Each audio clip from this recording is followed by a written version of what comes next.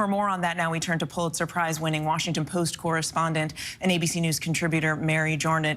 And Mary, you covered the former president, of course, for decades. And most recently, you wrote a book about his relationship with President Biden. Tell us a little bit more about their unique friendship. Yes, and we're all expecting that President Biden will give the eulogy when he has a state funeral. I live in Washington, D.C., really close to the National Cathedral, and for years they've been practicing for this funeral. No one really ever expected that he would live to 100 years old, especially because he had so many problems with his health. It was really considered a miracle when, he had metastasized melanoma.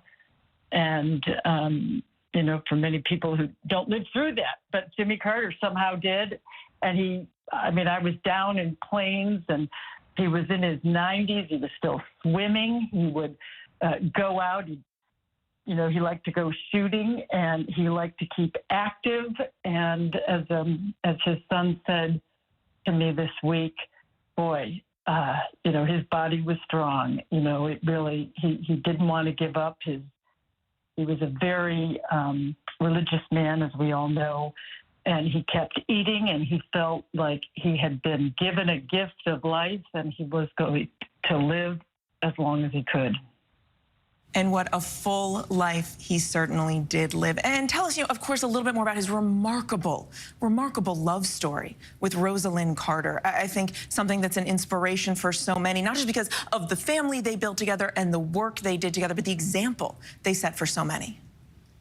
It was a joy to interview them together, as I did many times, and I was they were married 77 years, and they had a small 75th wedding anniversary party in the high school where they both attended in Plains, which is an out-of-the-way place. You fly to Atlanta, and then you have to drive 2.5 hours to a really small town of 700 people.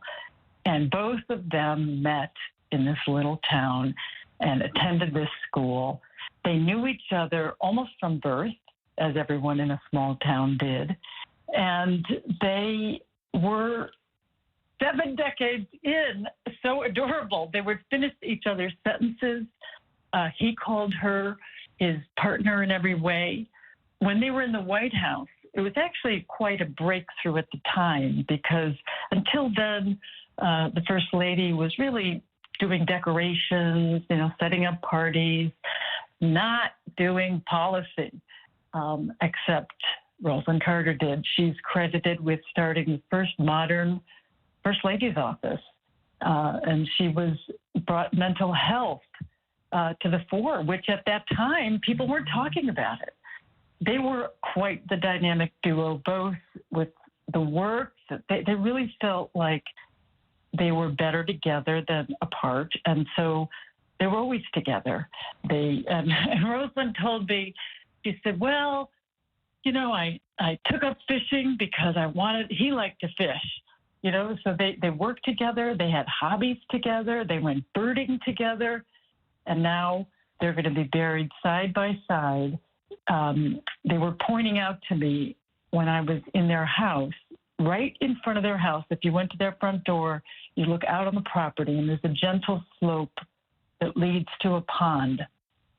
And she was recently buried there, and now he will be buried on that property right beside her.